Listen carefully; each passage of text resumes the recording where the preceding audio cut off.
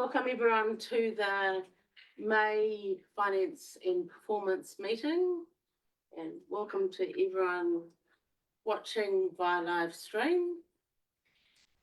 And can I open the meeting please by asking you all to stand, and Councillor Loudon will read the council prayer. Almighty God, as members of the Rangitikei District Council, we give thanks for all the good things of our district and the advantages we enjoy.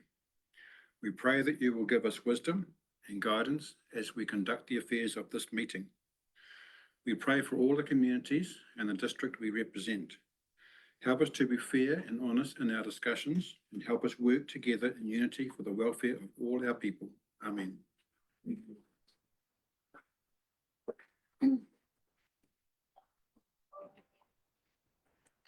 I'd like to move that we've have an apology from Councillor Carter. Second. And Mrs. Leanne Hority. And I believe Councillor Charland may appear online. Otherwise, we'll take his apology as he comes in and out of this meeting. Thank you. Second. Thank you, Your Worship. All those in favour? Against, carried. Haven't been notified of any public forum. Item number 4, conflict of interest declarations. As per normal, if anything comes up, you can either declare your declaration now or at the time of the discussion. Confirmation of order of business. There are no new items and the order is unchanged as per our order paper. Item number 6 is confirmation of minutes. Move, Chair, that they be a true and correct record. Thank you.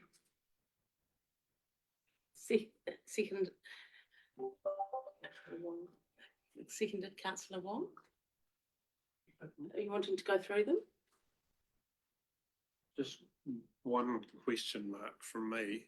The minutes are accurate, but in terms of the Bulls and Community Development Trust, the committee either allocate the full funds or not, as they need a certain amount to make a purchase. Was there any further resolution or decision around that? Has anyone got any comments around that? This is page 11,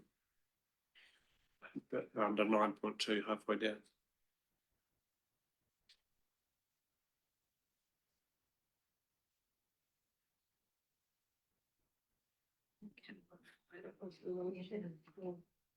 I'm not sure. Okay. But I ask him. Right, thank you. So we'll follow that up, please. Just on that, they did get $2,140 further down. I don't know if that was the full amount or not. Were you referring to, sorry, Councillor? Page 12, Yeah. under where the money was allocated. Yeah. Bulls Community Development Trust got $2,140. Then obviously got something. Yes. We'll get clarification from Kim. That's right. Who's administrator? Thank you. So any other discussion on those minutes? Better mover and a seconder, or as a true or incorrect record. All those in favour? Those against? Carried. Moving to item 7.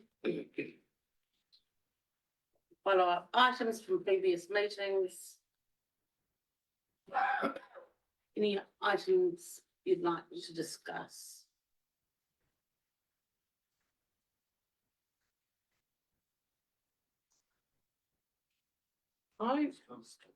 Yeah, the Smarty Grants one, number one, Mhm. say completed and get further update at the meeting.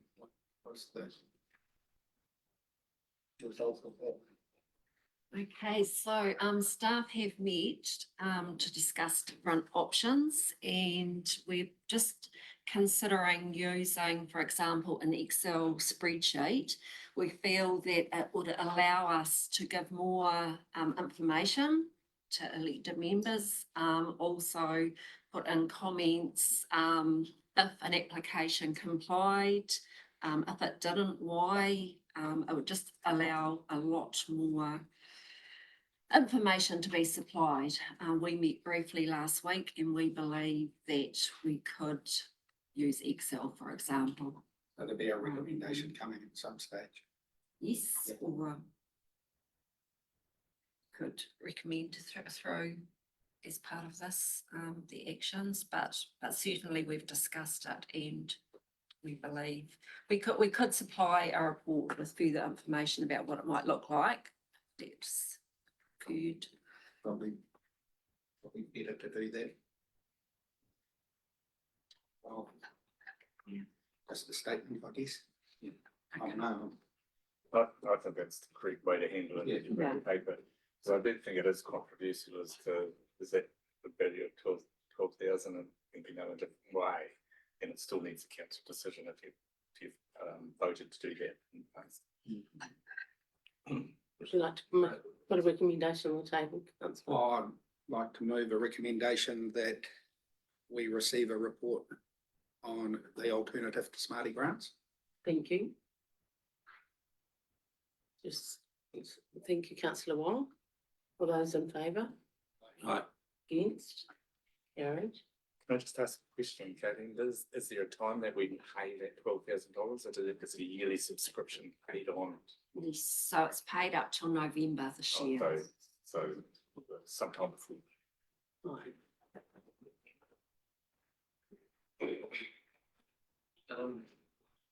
Number 3 resolution, properties that have been identified, have they been added to the rating database? Those ones that are identified and checked. Have been checked and done.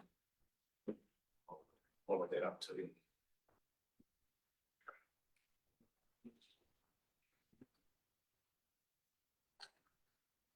Thank you. Then I'll just ask that follow-up items are received and mover and seconder for that. Thank you, councillor Loudon.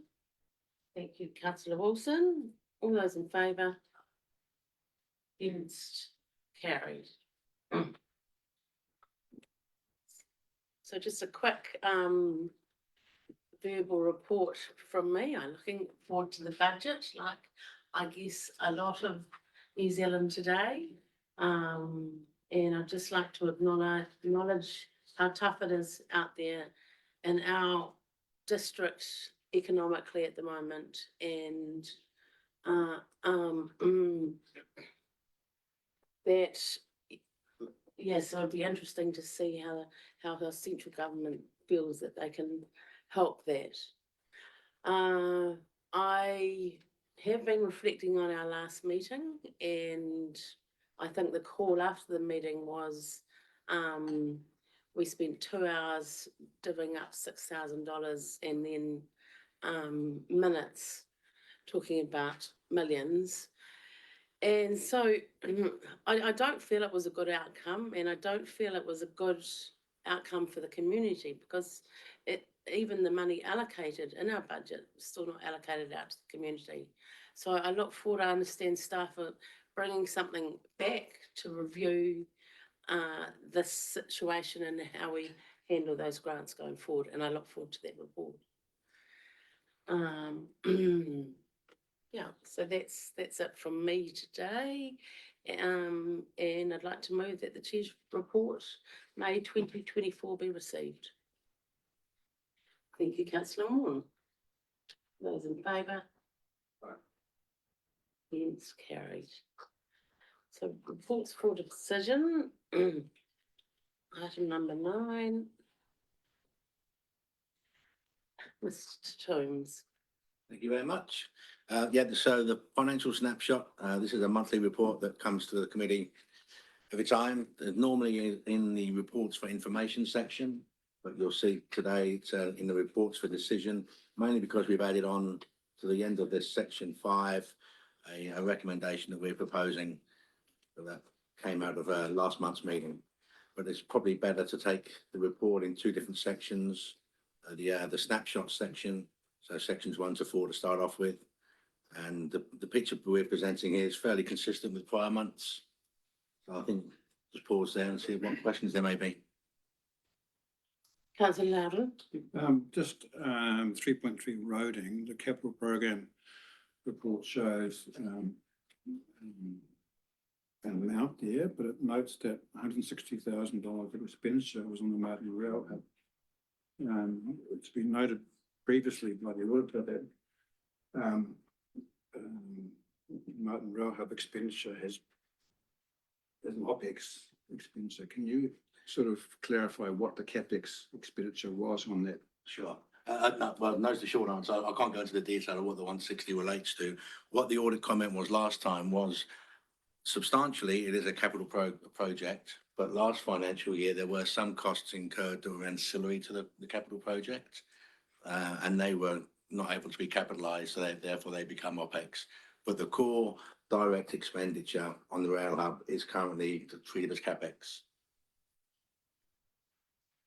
As a supplementary. Sure. Mr. Barnes, who was the project manager, who is, I think still, project manager for the Marton Rail Hub, said in December that the Marton Rail Hub project was sort of chewing through $10,000 to $20,000 a month at that time. Is that still the case?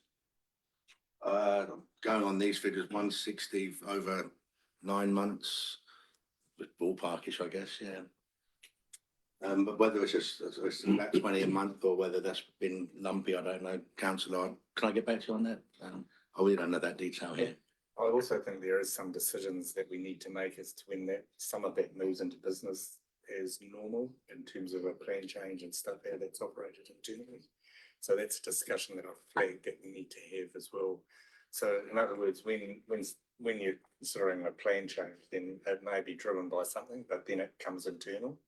And so it's a discussion that needs to be had as to whether we're trying to continue that in a discoverable form that you put it all together, or some of that comes into business as usual as you're dealing with a plan change. So I haven't got a view on that as of yet, but that discussion needs to be had. Because as it becomes operative, it moves from effectively a project to business as usual. So there's still some parts that are focused on the Marton Rail Hub, but some parts I think probably should move into business as usual. Mr. Combs, do you want to comment there? Yeah, just going back to the councillor's earlier question about the monthly spend, I've just gone online now and I can, if you so desire, just give you a quick update. May expenditure was around $5,000, April was about $5,000, March was about 10, February was about 10. So the last 5 months I can see off the screen. So it would appear to be the last 6 months averaging between 5 and 10 grand a month. Yeah. I'm still a little bit confused just between the CapEx spend and the OPEX spend, because those monthly charges to me seem like OPEX type spending as opposed to CapEx type spending. Certainly the things that I'm talking about moving into is OPEX as opposed to CapEx. That's what I took from your comment. Yep. Thank you.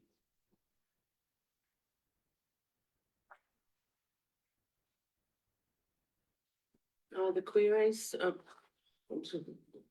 Oh, sorry. I have a couple of queries. I'm not quite sure where to raise them.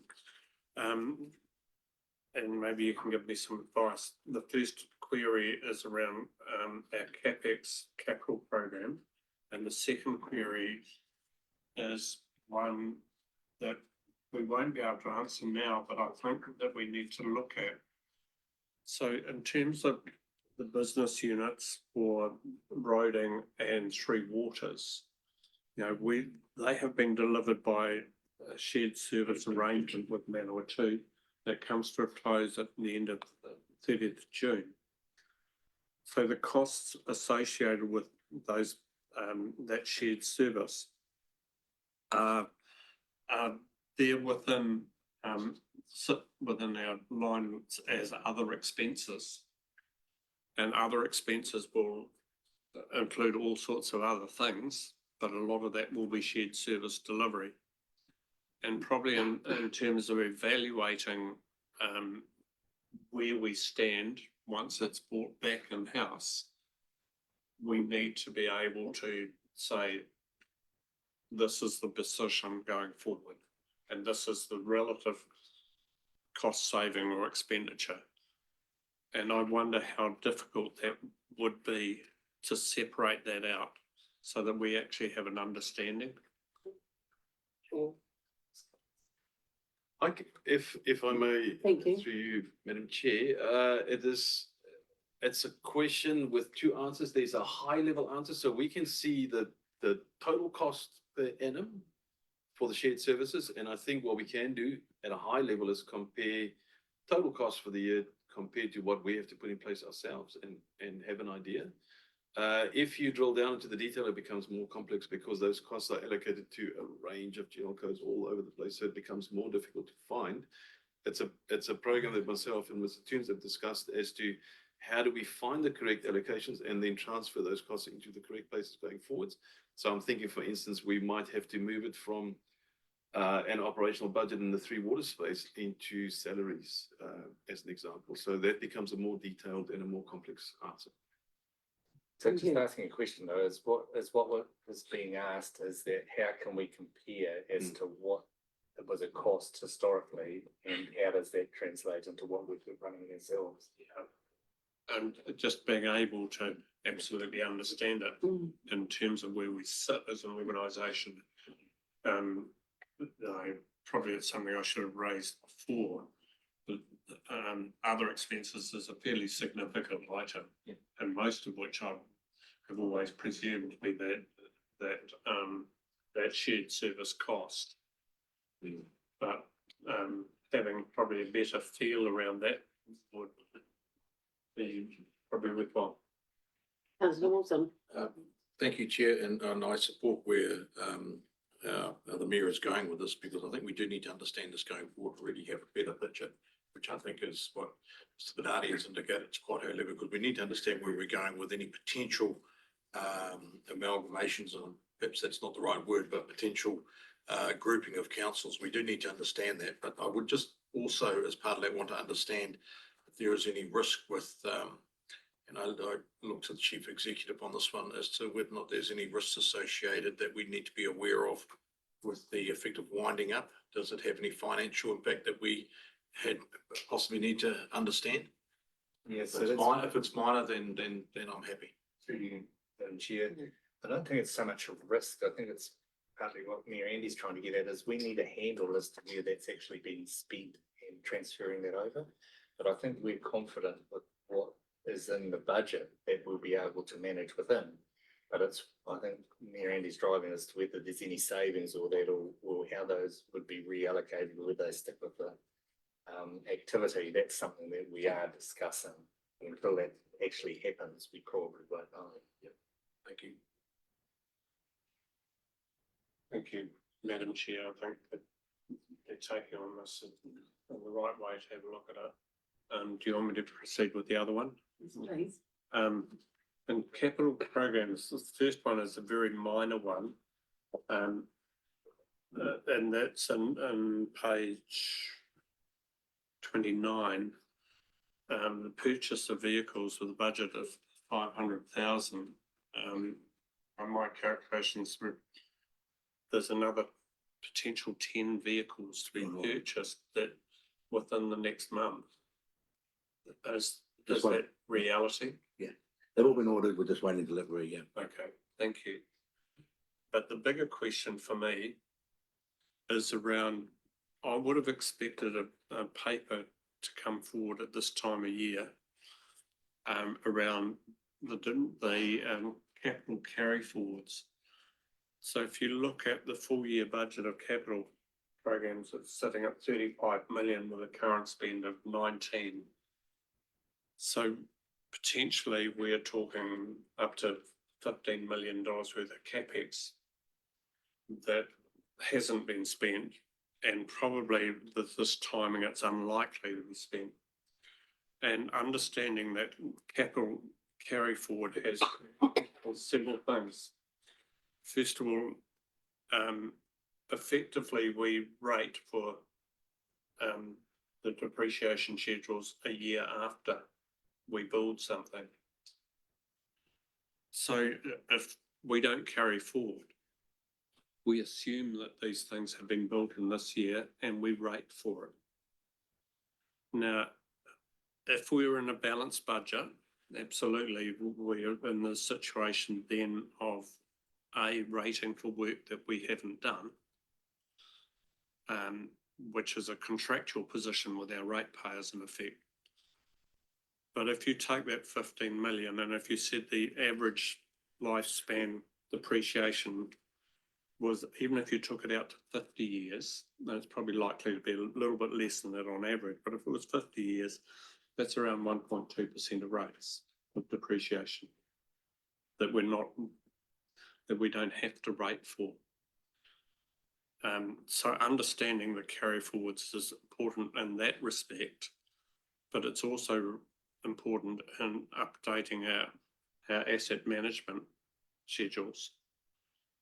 And I'm sure, because I've discussed this with Mr. Toombs, the comment there is that because we're operating in a deficit situation, not a balanced budget, effectively you would be increasing the deficit if you lowered the rating, and then you'd be rating to fund the gap effectively by way of loan.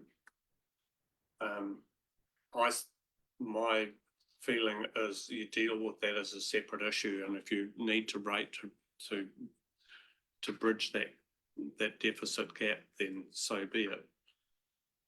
But I think at the very least, council should understand this and the implications of it. And the timing is important, because if you take this paper through to June, you don't have the opportunity to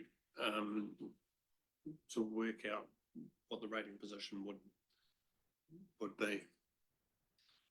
But normal practice, I would have thought, would be to identify the carry forwards ahead of the financial year. So, Mr. Else, some comment? Yes, thank you. Just a couple of comments. So some of the larger unspent capital budgets for this year are included in next year's long-term plan. Rather than do a capital carry forward into next year's budgets, we've obviously year one of a long-term plan. So the bigger items there are included in the capital programme for the long-term plan. Regarding depreciation of some of these bigger items here in this year's budgeted CapEx were budgeted to be what we call work in progress at the 30th of June. So they won't be depreciated next year anyway. They only get depreciated when the asset's fully constructed and operational. So if we have a budget for something that's WIP, what we call WIP, it's got a zero impact on depreciation, whether it's spent or not in this financial year. And if I may. Just, can I respond? So first of all, if they have been effectively carried forward in the LTP, that is fine. But council should go through a process of recognising that, in my opinion. Yeah, well, I think before Christmas or even early this calendar year, we went through the capital programme that's in the long-term plan.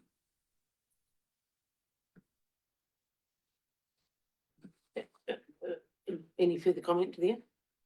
Maybe just generally loosely around rating. I might make some comments for everyone's information. Generally speaking, there's three main aspects to rates, why we rate. So obviously, it's a key source of our income. And where it's important is, as the Mayor said, we do need to have not necessarily a balanced budget, but we need to generate sufficient funds to enable us to pay our way.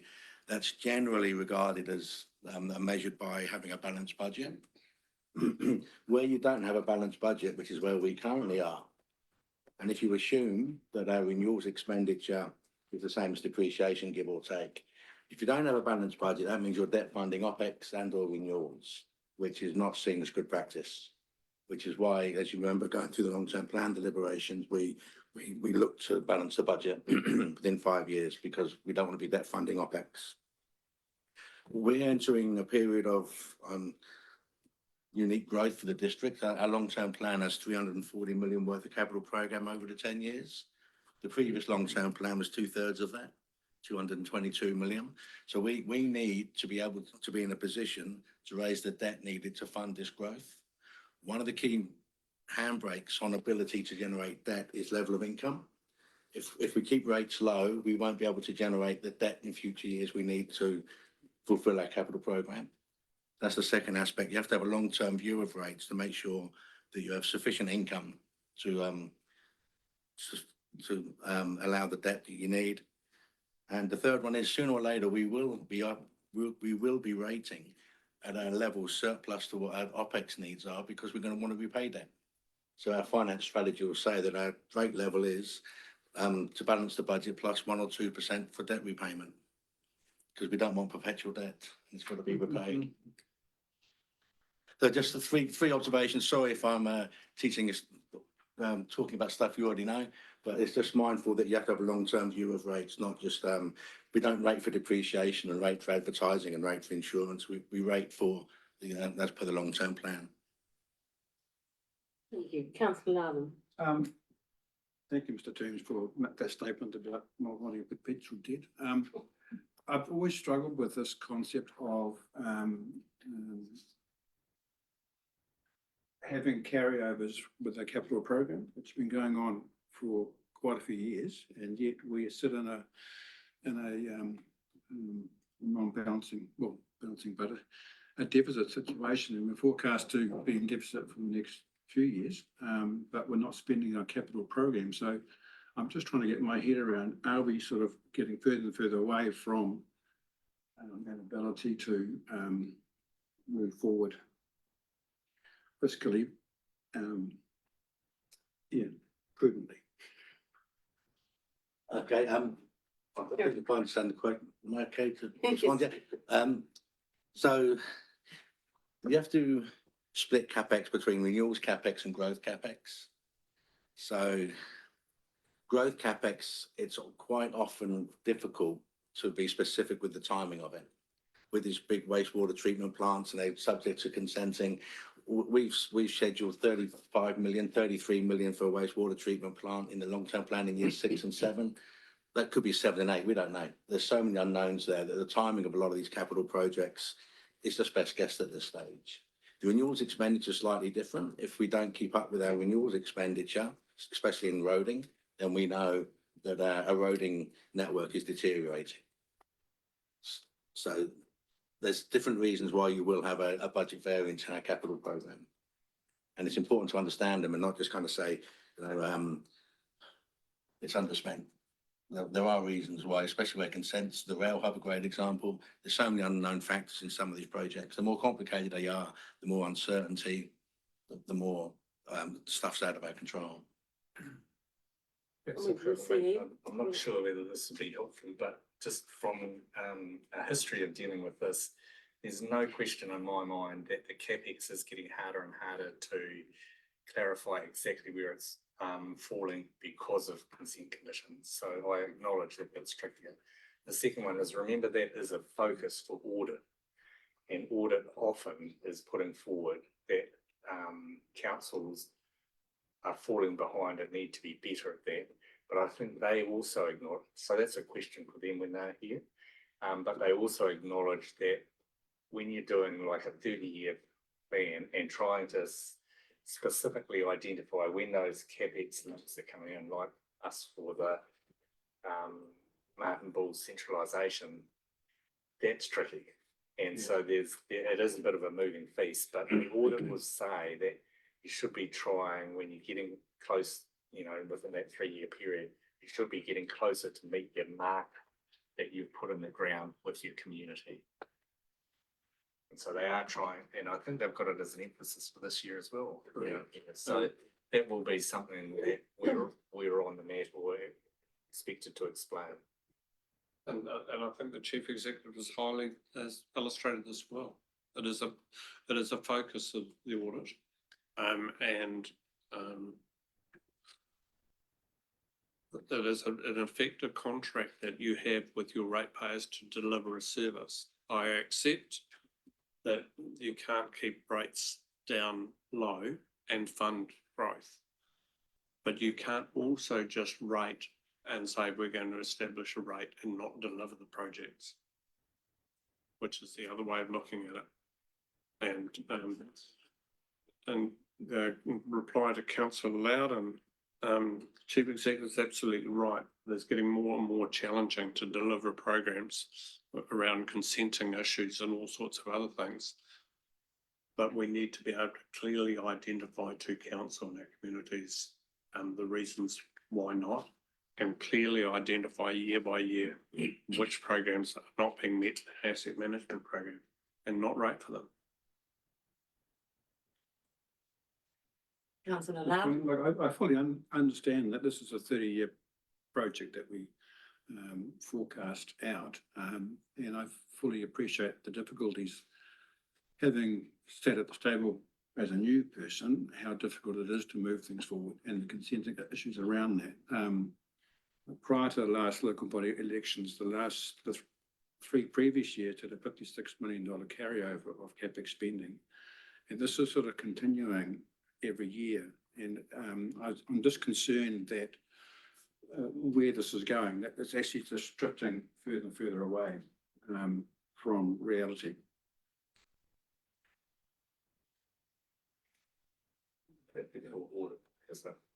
I guess, Madam Chair, the $56 million, if that is the figure, I take your word for it.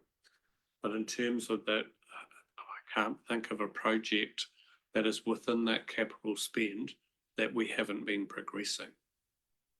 I would absolutely share your concern if there were projects within that 56 million that were not needed by the community or continued by the council. I personally can't make a comment that 56 million seems high to me, but again, I'm taking you on the word for that. There's nothing that springs to mind immediately as to what and even in our program would have that capacity other than the big place we've got them. But I can look at that. But again, that is exactly what the audit's set up to do. You've got a contract with your community to do X. You're not doing it. Just make one comment that I think might be helpful, Madam Chair. A good example would be if there's $9 million allowed for the Marton Rail Hub. We've had to carry that over for 3 years. If you add that up, that's $30 million. The problem is we can't move on spending that capital until other things have happened first, and those things are unforeseen when the capital goes in the budget. So it leaves you in that kind of position where you've got to carry these over, because you're going to need it at some point. Add them all up, it becomes big. I think one of the positives out of this is the establishment of a property management office project management office to keep a finger on specific projects. Yes, there are some challenges, but yeah, I think that office has definitely helped. Councillor Wilson? Just good discussion, Chair, and I think one of the things to remember here is there's two sides of this. We may be over ambitious in what we think we can achieve and not realistic to the timeframes that some of this takes, which therefore has the effect of these carryovers that Councillor Loudon's talking about. But I also think we shouldn't put ourselves in a position where we're not ambitious, because that to me has an actual negative effect on the delivery of some of these programs to ratepayers and to our district.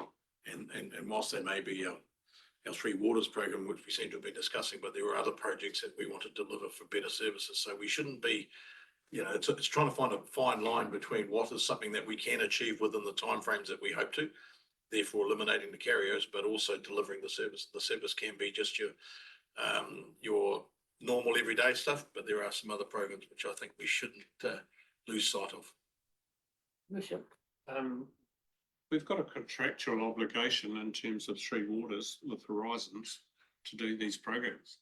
If these figures weren't sitting in our budgets, would be currently facing a fine. It is that simple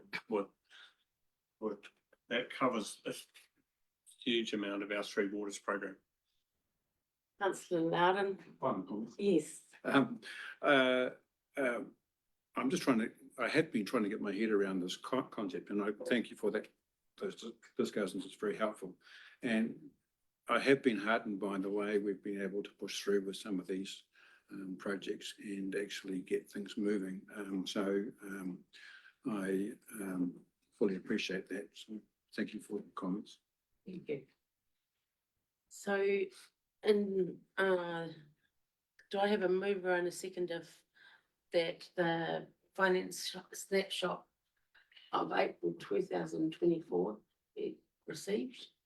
Thank you, councillor Wilson, seconded councillor Loudon. We have all those in favour? Carried. So we've got a recommendation there with regards to our previous resolutions. Is there any discussion? Do you want to talk to that, Mr. James? I think hopefully page 19 of the agenda papers, section 5 summarises the need for the recommendation. Just to say that last finance committee, there were 2 recommendations that were passed, and then the afternoon's council resolution actually changed the relevance of one of them. So.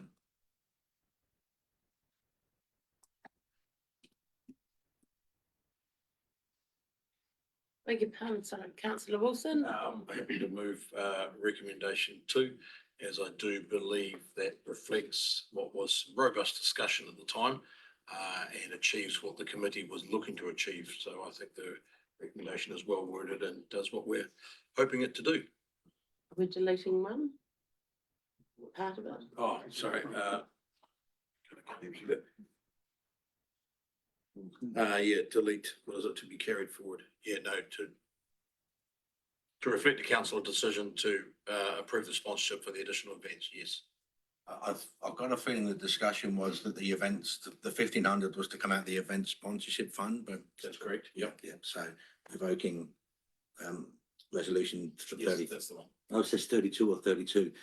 Should be 33. So, Yeah, they're both 32, aren't they? yes. So the resolution, so if we just, the recommendation should say, Yeah. relating to recommendation 24 FPE 033. Can I ask just, Madam Yes. Chair, in terms of the 2 issues I've raised, in terms of, can I ask staff whether you would want and desire any recommendation around those, both the shared service identification and capital carry forwards? I think it's useful to have them recorded. I think even if you record them as the action list, then that brings it in rather than resolutions. Thank you. So we've got a resolution on a recommendation on the table. We have a seconder for that. Thank you, councillor Loudon. Just for clarification, the Yes. 1,500 will come out of the event sponsorship. Thank you. All those in favour? Against, carried.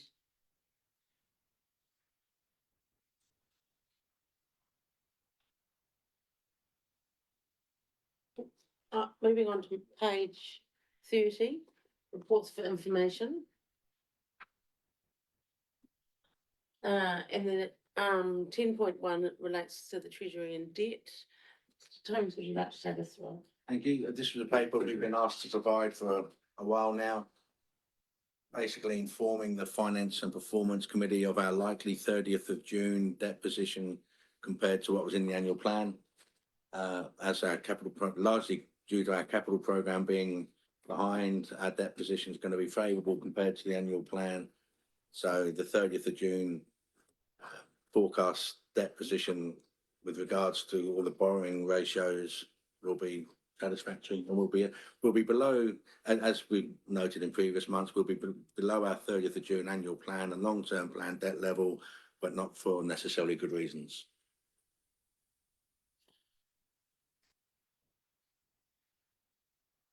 Any comments or queries?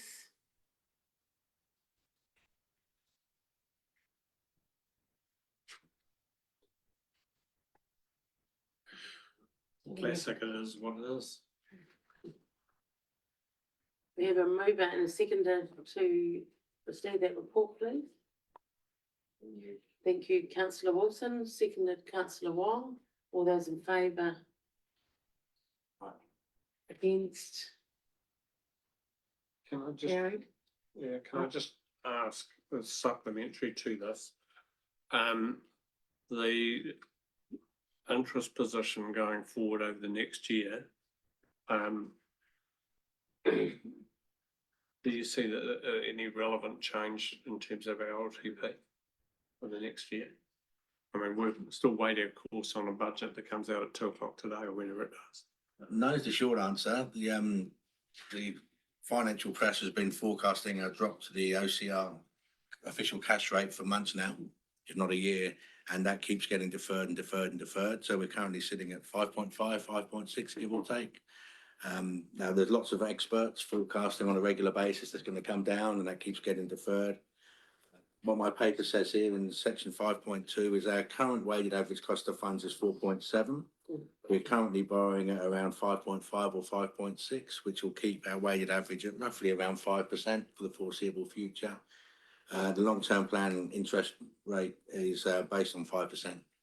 So our long-term plan will be pretty close to what we currently know. Now, obviously, interest rates can change significantly in a year's time, but based on what we currently know, the 5% is looking reasonable. Thank you. Then we move on to section 10.2, the QV report.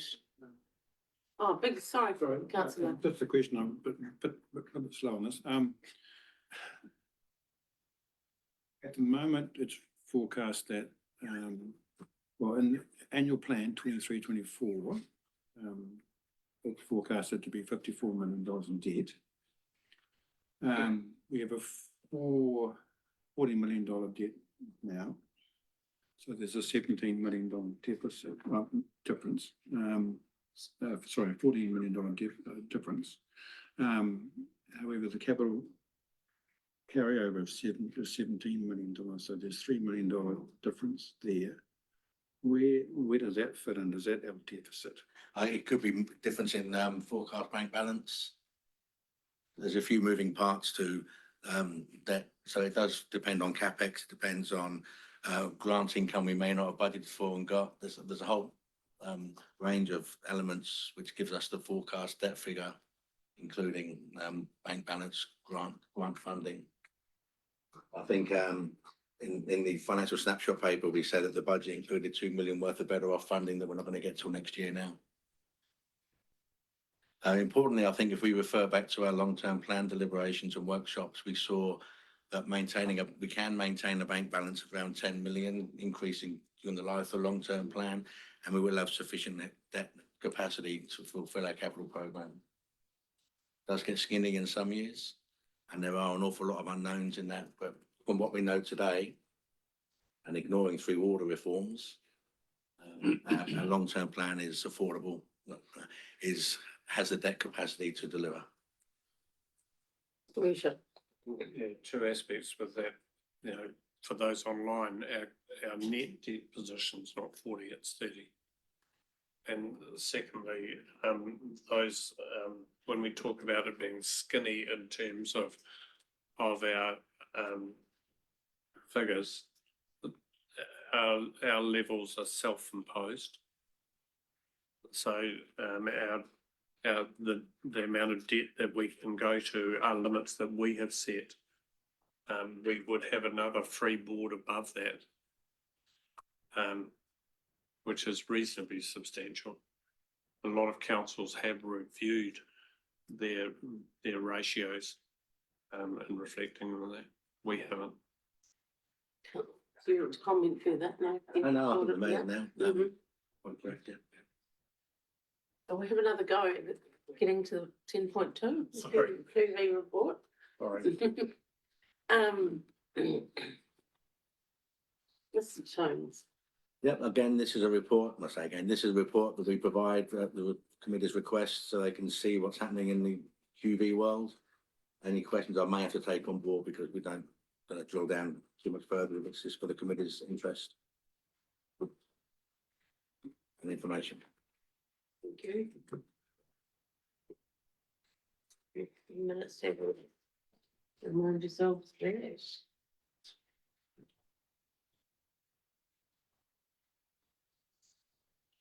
So we're moving and seconder. Thank you, councillor Wilson.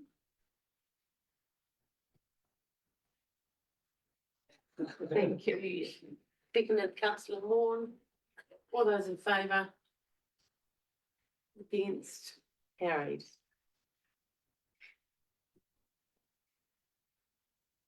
Racing ahead to 10.3, page 38.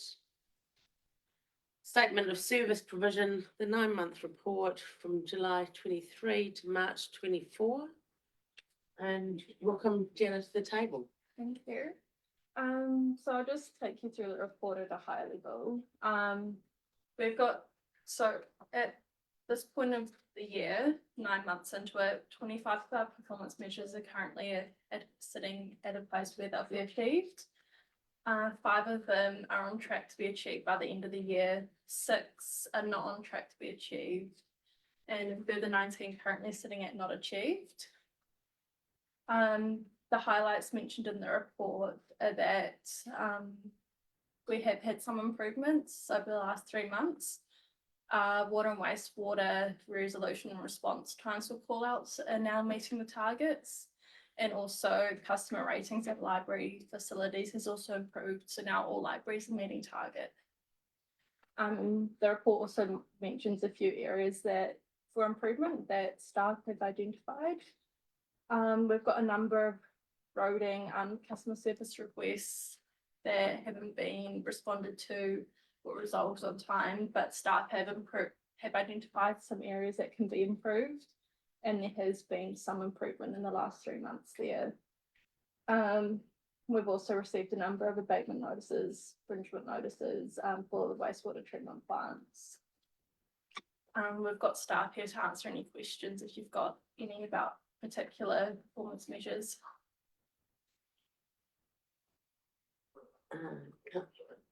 Your worship. The red blobs on 3 waters, I can accept. I don't like it, but I can accept it because we've got a program going forward. What really concerns me, and I've signalled this before, is the roading one. Every indicator tells us that our roads are going to continue to deteriorate. And that's an issue that, of course, we have to take to government, etc. But the fact that we're not able to respond to roading issues is a real concern. Councillor Wilson. Thank you, Chair, and I looked at that one as well, and looking at the narratives in the, are we, with regards to this and the ability to respond in time, is it actually a result of our continued message out to ratepayers to use our request for service? So have we seen a big spike in the number of engagements we're having through that, which is an effectively our delivery response, or is it just all wrapped up in the percentages and doesn't make a difference? But we're continually sending this message out saying, hey, if you've got something, please use our request for service process on our online portal or report it. Is that an effective? Any comment from staff? Thank you, Madam Chair. It's a good question. I'm not certain if the number of RFSs have increased. I don't think so. I think what's caused this specific problem was really a lack of resource more than anything else. The person that normally manages all of this was off for a long period of time with medical issues. So I think it's more a resource issue than anything else. So just further to that, so do you think this is uniquely refined to this year? Or, is this just a continuation of what we've experienced over the last few years? So if you have a look at all the red dots, some of them have to do with crashes and some other things that's a little bit out of our control. The one that's of real concern is just replying to RFSs and getting the jobs done within in the time periods. And as the narrative says, the bottleneck there was having a person off from work for about 4 months. Is the real challenge in that space. And I'm not 100% convinced that the jobs weren't done in time, but I am convinced that we couldn't catch up with the system in time to keep up with what's required from us. So is that specific- person back on board now and, She's back, yes. and you'd expect these problems to be now sorted? Yeah, absolutely. And in previous years, it was all green. It's a problem this year. Thank you. Your worship? Yeah, I mean, it's been highlighted by the Minister of Infrastructure, Simeon Brown,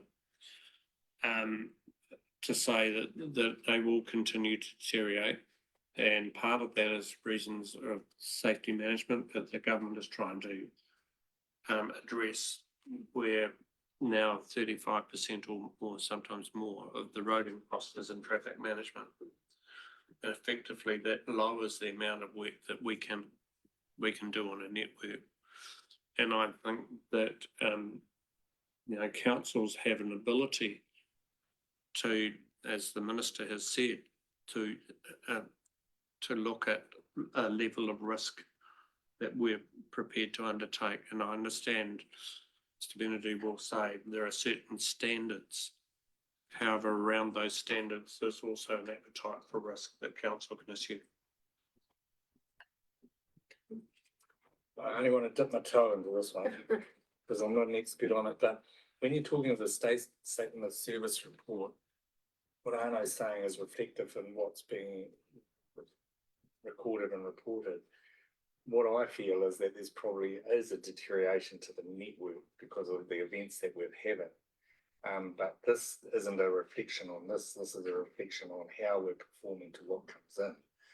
So I think it's been well versed around here that once we have a better understanding of what's in the roading network and a better reporting system, we'll be in a better position to answer. The bigger question for me is what does that roading network look like, and is it deteriorating or not? Whereas this is how we're dealing with those RFSs that are coming in, and we're not dealing with them particularly well for the reasons that Mr. Benedy's given. So to me, the evaluation over the next couple of years, when we get that on a format that enables that to be analysed in better depth, you'll get a better understanding of the quality or deterioration of your actual asset. This statement of report is reflective of how we're reported to what comes in. Okay, thank you. Councillor Loudon. Just a comment really, because my question's been answered around how did this compare with last year, and you largely answered that, thank you. But roading is the biggest gripe that I get in both ears, and it is a concern, and hopefully going forward with our potentially new system may be more responsive. Councillor Moore? Yeah, I was concerned about the roading one too, but my comment that I wrote to myself was about the staff illness one. And, are we under-resourced in this area? If one person is sick, then the whole system falls down. So I wonder whether that's worth having a comment on that from. Certainly, thank you. Thank you. With the change in shared service delivery and the delivery of roading and then also the waters, to bring it back in-house, we're looking at building resilience around, because it isn't ideal to have one person who's responsible for this. So in terms of that approach, we're actually building resilience around a group of people that can step in for each other in all those areas. Thank you. Yep. Fantastic. Okay, we will move a seconder for that report, please. Thank you, councillor Moore. Seconded councillor Wilson. All those in favour? Aye. Against, carried. Thank you, Jenna. Moving to item 10.4. I'll just find page 54. This is the Better Off Funding Projects, May 2024 update. Welcome to the table, Gayleen. Okay, so this report is one that we've previously advised we'd start bringing to the committee, and it just provides a financial update on the Better Off projects. I know you receive information about the project itself, whether through the PMO or the assets and infrastructure. This is the financial snapshot. Further to the report, we were asked by Internal Affairs to consider whether there was any opportunity to redirect any of the unspent approved Better Off funding to support the next steps of the local water done well. And we replied to that, that aside from the business case for housing, that there was no opportunity. We explained that with the housing business case that was due to be completed at the end of June, and we'd have more information following the May workshop. Following that May workshop, of course, we've got a bit more information to get for the Better Off case, but we will keep them updated. But we have gone back and said no. I can just further update that, just come through on an email that they've asked for us to have another relook to see whether we can reallocate any towards the Three Waters done well from any other projects that we have. So government's obviously trying to redirect anything that's available onto those fundings. So they're not talking of taking it away, they're talking of redirecting. Councillor Wilson. Thank you. So it's redirecting is a nice way of saying withholding. Are these funds guaranteed, or do we need to, and I'm sure that the CE maybe have looked at this with staff? Well, my understanding is there's no, even on the one that we've received today, there's no suggestion that they're recalling it or challenging that. What they're trying to do, from my interpretation of that, is redirect anything that's not being spent to Three Waters. There's not a risk, you don't think, of these current projects Always given a our risk. budgets? And I'll talk to you tomorrow when it comes out this afternoon. Okay, fair comment, I'll accept that. Yeah, absolutely, there's a risk. It wouldn't surprise me at all if the government says we've given you 2 opportunities to redirect, you haven't done it. So therefore we're either withdrawing the money, or if you don't redirect now, we will withdraw it.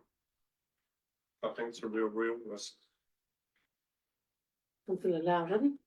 I'm just trying to understand the graph here. The Better Off funding planned and approved, and the expenditure, is that primarily staff time involved in that, each of those spaces? Do you have external sort of costs associated around those things? It's primarily staff time. So some is staff time, and then, for example, the business case one, we had Thrive helping us prepare that. Yeah. So that's an external. So in a number of them, there are external consultants involved as well. Okay. I was just interested around the item number 4, the flood protection, and just with the completion date of the end of the year, and it's in progress, but nothing's been claimed. Yeah, are we going to be able to meet that deadline?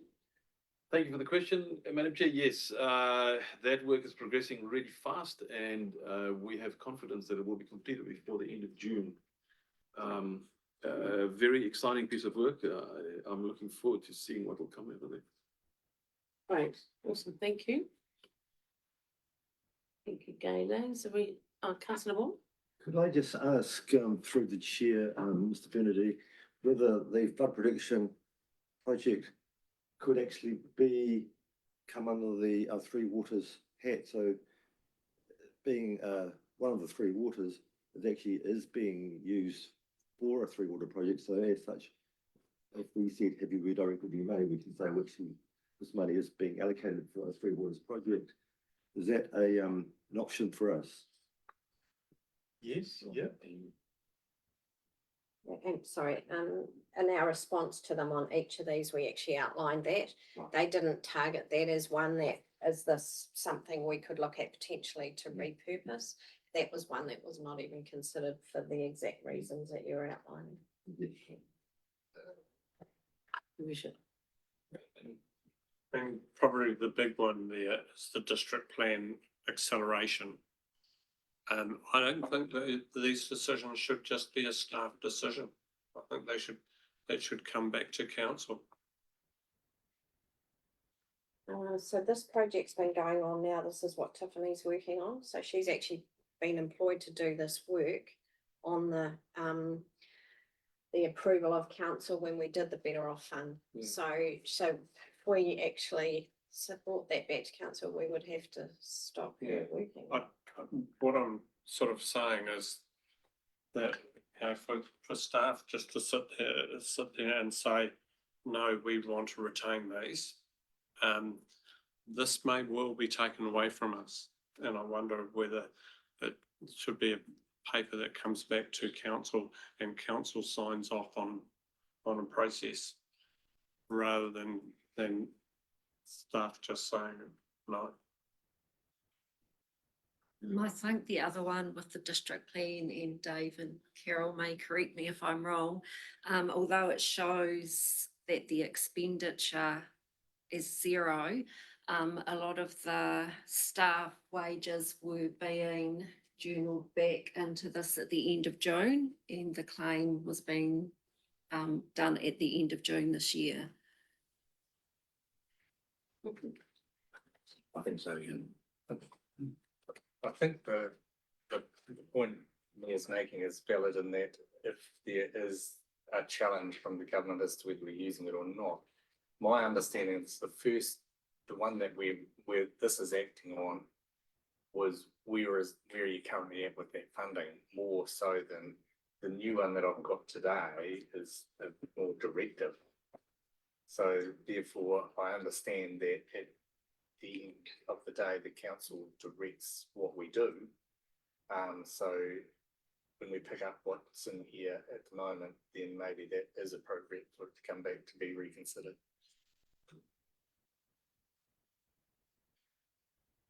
So let me go through that and I'll tell you a bit. right, okay, we'll look forward to hearing more from you.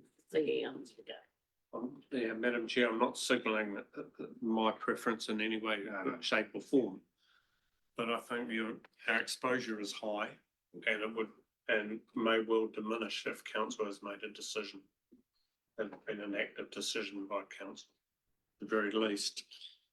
But on top of that, we may well say, look, can we hold off on this and push it into Three Waters and do it now? Is it now?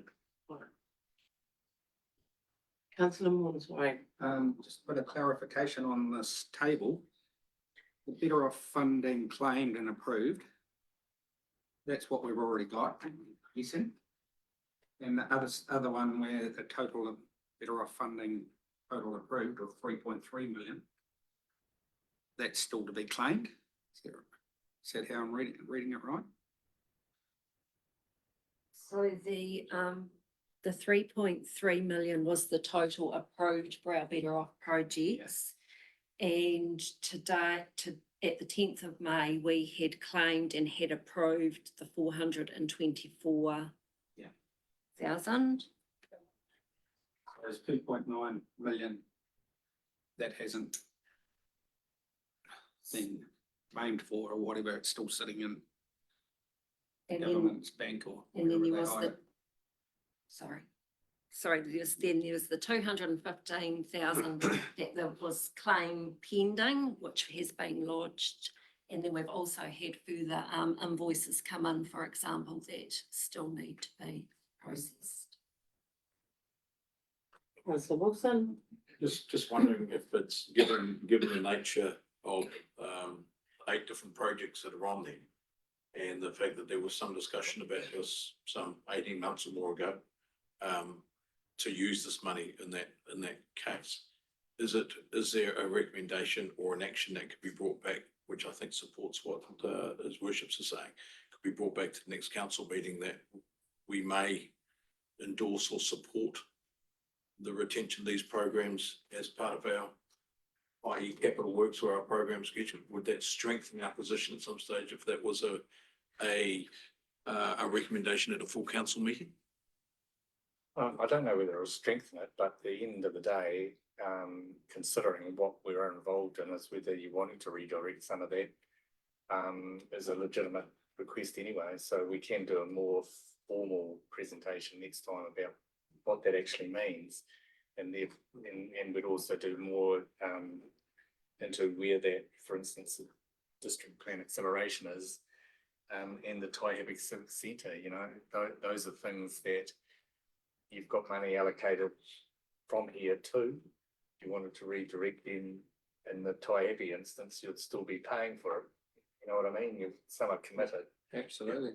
And some may still be discretionary. I'm just not sure what that would be, but having an up-to-date paper come back is fine by us, because that'll put you in a knowledgeable position. Mr. Twins, If I may just make an observation, of the 3.3 million, the largest figure there by some distance is item 6, the Taihape Civic Centre. As you can see, not much of that's been received yet. Our long-term plan includes that as an income stream. So if that were to be rediverted away from this project and the project not scaled back, that would go straight to debt. And that would have implications further on in the long-term plan. Councillor Loudon, Just regarding the estimated completion dates, that was noted there that these dates were estimated in July, December 2023. In the next estimation, are some of these dates going to be pushed out? And if they are pushed out, is that going to put the financing in jeopardy? We can bring those back as well, but I don't know whether the estimated completion dates were what we presented when we first claimed them, Kayleen. Some of them we did go back and change. But they were with agreement. Yes. Yeah, so these are the ones that we have an agreement at the moment with. comments. First is in terms of risk. Remember that the government took away one whole tranche of funding. They just said, that's gone. So there's absolutely a history. This government is absolutely focused on core service. And I would say the risks are very, very high that they may well remove this. If you transfer it effectively, you're changing one thing that you're rating for another. You're swapping and getting rid of risk. Why would you not consider it?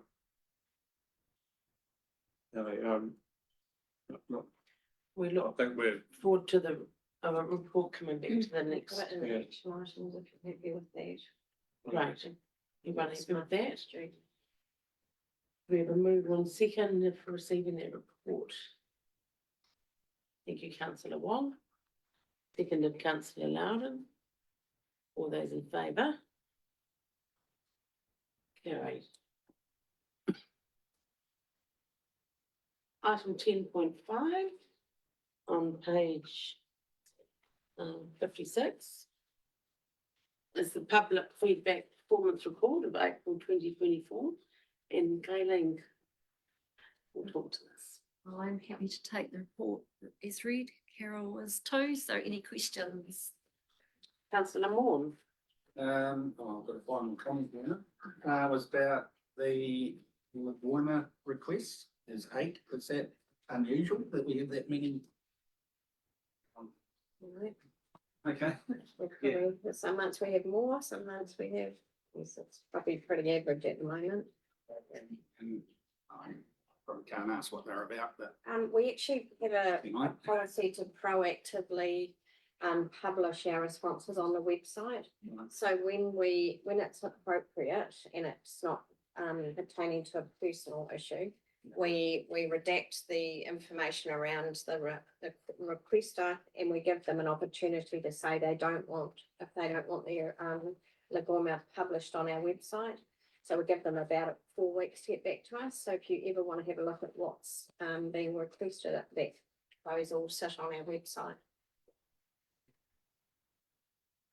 Councillor Wilson? Just very quick, for me, I think it's very pleasing, and my thanks to the staff across our wider organisation, because by and large, we have positive responses from people that are enjoying their interactions with council. And I think we should be singing our team's praises for that, because some people have gone to a lot of detail to not just tick a happy face, but have actually taken the time to respond. And that tells me that they have, that our staff are actually achieving well in that space. So my thanks goes out to them, because they all work very, very hard and they do represent the organisation well.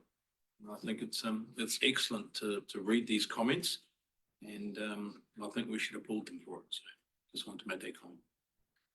Thank you. Do we have no further questions? We'll have a mover and seconder for that report, please. Do we see that? Thank you, councillor Wilson. Councillor Loudon, all those in favour? Against, carried. And thank you, everyone. That's the end of our meeting today. See you online another time. Cool.